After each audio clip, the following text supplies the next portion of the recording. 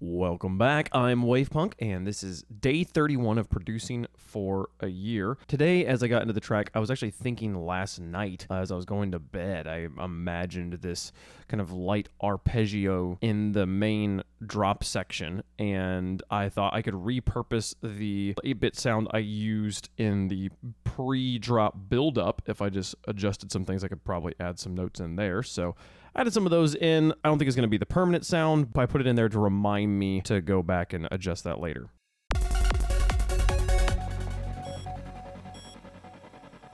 The next thing, I think it's time to stop really fidgeting with that drop and just write out the rest of the track, and we'll fine tune the drop a little bit more later. I've spent so much time on this one section. So the next thing, I got to add some new musical ideas. We got to actually go somewhere musically. This isn't a Psytrance track. We're not just going to sit on one chord for the entire song. That chord change that we put in pre-drop, I want to add post-drop. That means actually changing the melodic notes in the stabs in the 8-bit plugin. So I wrote some new MIDI for that. That sounded like this.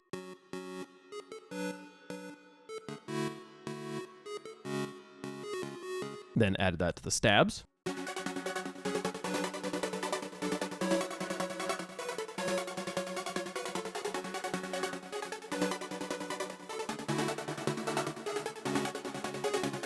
And now I gotta change how it works in the bass, which means adjusting the pads. See, this is what I was talking about in previous episodes about how pads are very slow and like moving notes that are very strong but not subject to lots of change. Last time we tried to do a chord change like this, we were dealing with something that was twice as long, and these notes were able to change and kind of get up to speed, but and then before they were over. But if you listen to this here with the bass taken out, it's like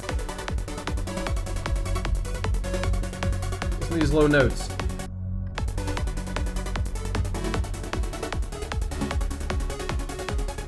They barely get going before they're even over. So I think what I'm going to do is actually make a copy of this track and pull these down here.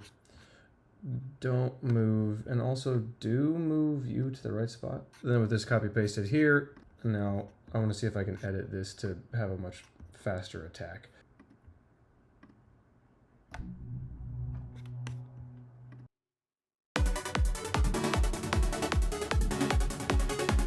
That was nice. Adjusting the attack worked. I then discovered, though, that the low cut had been off on the original pad sound for I don't know how long, and it had been muddying up the bass, but also kind of filling out the low end in a way that I did like, and I don't know, I kind of just decided to cut the gap here. I turned it back on, but I pulled it down a little bit and tried to give a little bit of that bass back to the pad in a way that I think was authentic to my sound, even if it's not authentic to Psytrance. And that faster attack I found on the pad kind of seemed to be more useful in general now that we are in a faster section. So I just moved all of the pad notes into that track post chord change, and I'll probably end up changing chords again later. So this is kind of preparing for the future.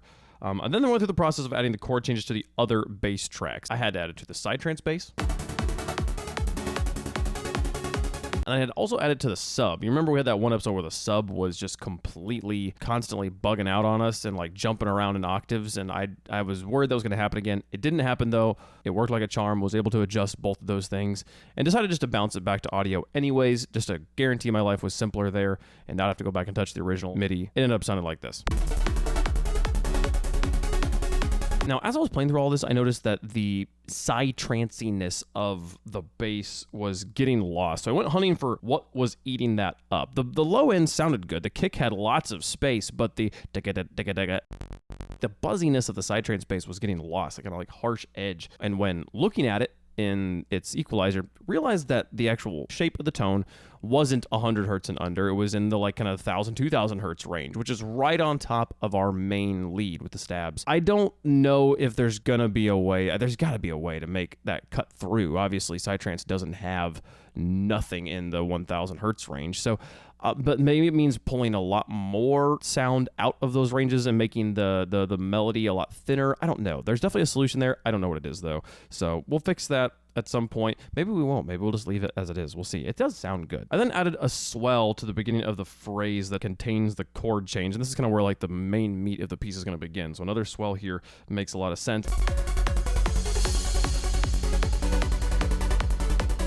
And I also had the moment of, ooh, this is where I should add a snare. So I was about to start adding the snare, but Then got distracted with some other stuff. I added the tonic bass back to the end of the chord changes so that those tracks would continue on, and I could continue going. And then I just did some like general DAW cleanup. I had a whole bunch of dead tracks that I wasn't using, and I create 2 folders oftentimes on my tracks. One at the top that I will call the graveyard, that it contains channels that have MIDI in them and sounds that I liked at one point but I have muted right now and I'm not using, that I might bring back. At this point, I don't know if we're going to use the strings in this track. It's not fitting right now, but maybe later on in the track we'll pull that back out, so I'm glad to have those there, and I'll resurrect them out of the graveyard. The other side of that is the maybe folder, which is just sounds that I like, that I know I would like to use in this track or maybe use at some point, but I don't have a place for them just yet, and they don't have MIDI, so those go in the maybe file, and that was the right spot for them. So, okay, now for the snare. We head to the Sample Focus website that we've gotten samples off of before, and the one we found actually worked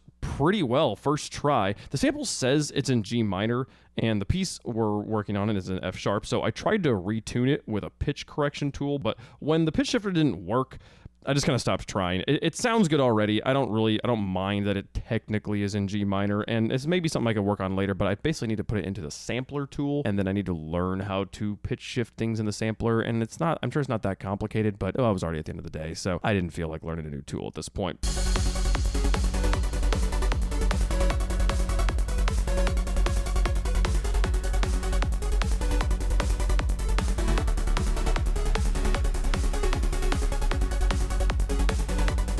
So that's what we got done today.